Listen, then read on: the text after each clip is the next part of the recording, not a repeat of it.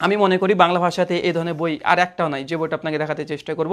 অনেক বই আছে, বইটার নাম হচ্ছে ইসলামের নামে জঙ্গিবাদ।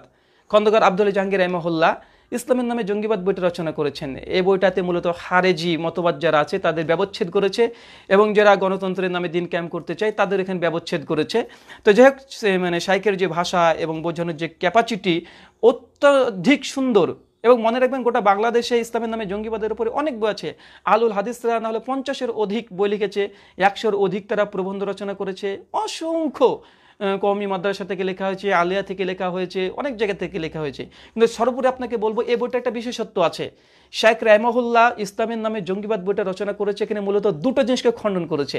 প্রথম, তিনি 50টা পৃষ্ঠা খণ্ডন করেছেন শুধুমাত্র আন্তর্জাতিক মিডিয়া যারা ইসলামকে জঙ্গি সাজাচ্ছে, মুসলিমদেরকে জঙ্গি বলছে, মুসলিমদের বিরুদ্ধে মিথ্যা প্রচার করছে, তাদের ব্যবচ্ছেদ করেছে। মানে এই লেখাটুক, এই প্রথম 50 পৃষ্ঠা বাংলাদেশের কোনো আলেম ওলামার চিন্তাধারা করেছে আমার জানা নাই শাইখ রাহিমাহুল্লাহ ছাড়া। মানে তিনি প্রথম ব্যক্তি আমার মনে হয় যে ইসলামের নামে জঙ্গিবাদে তিনি আন্তর্জাতিক মিডিয়া, আন্তর্জাতিক যে চক্রান্ত মুসলিমদেরকে জঙ্গি সন্ত্রাসী বলা, তিনি এত চমৎকারভাবে খণ্ডন করেছেন। আরও কয়েকশো বই জঙ্গিবাদের বিরুদ্ধে পড়েন মুসলিমদের লেখা, এক জায়গাতে খণ্ডন করেনি। শুধুমাত্র কোরআন দিয়ে আর হাদিস দিয়ে খণ্ডন করার চেষ্টা করেছে, খারাজিদেরকে খণ্ডন করার চেষ্টা করেছে। কিন্তু শাইখ রাহিমাহুল্লাহ একটা অতিরিক্ত একটা অধ্যায় বেঁধেছেন যে আন্তর্জাতিক লেভেলে মুসলিমদেরকে যে জঙ্গি বলা হচ্ছে, সন্ত্রাসী বলা হচ্ছে, এইসব জায়নিস্ট যারা আছে তাদের খণ্ডন করেছে। এইসব যারা সেকুলার আছে বা যারা ইসলাম বিদ্বেষী আছে তাদেরকে খণ্ডন করেছে যে ইসলাম মূলত জঙ্গিবাদ নয়, ইসলাম জঙ্গিবাদ তৈরি করতে বলে না, জঙ্গিবাদকে সমর্থন করে না।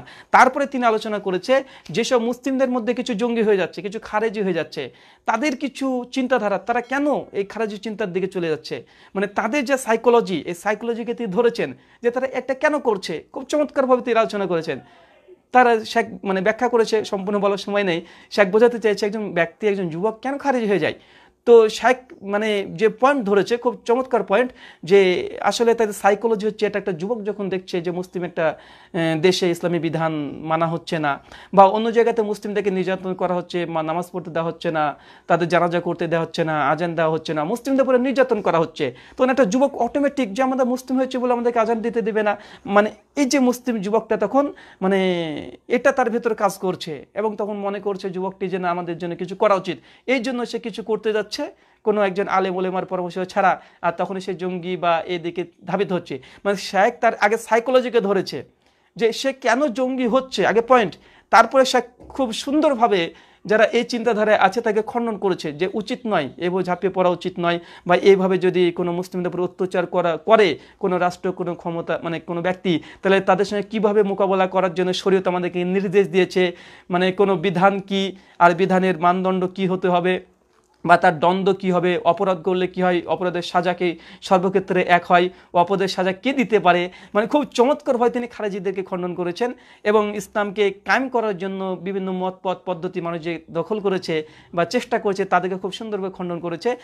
সবচেয়ে চমৎকার লেগেছে আমার এই অধ্যায়টা, দুটো বিষয়, খারেজিদেরকে খণ্ডন করা। শেখ রাহিমাহুল্লাহ একটা নতুনত্ব একটা উসুল আছে এবং নতুন একটা কিছু পয়েন্ট আছে, আর আন্তর্জাতিক মিডিয়াকে এবং যারা ইসলামের বিদ্বেষী তাদেরকে এত চমৎকারভাবে খণ্ডন করেছে। আপনাকে চ্যালেঞ্জ করে বলতে পারি গোটা বাংলাদেশ কি বাংলা ভাষাতে এমন কোনো লেখা বই নেই, প্রথম 50 পৃষ্ঠা পড়ে দেখতে পারেন, এমন বই নেই, এমনকি চিন্তাই করে না যে অমুসলিমকে খণ্ডন করতে হবে। খুব চমৎকারভাবে খণ্ডন করেছেন, যুক্তি পেশ করেছেন।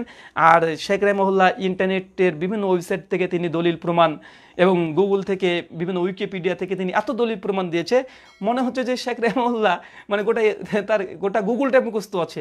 আপনি দেখবেন যে অসংখ্য তিনি উইকিপিডিয়া থেকে দলিল দিয়েছে, আশ্চর্য হয়ে যাবে।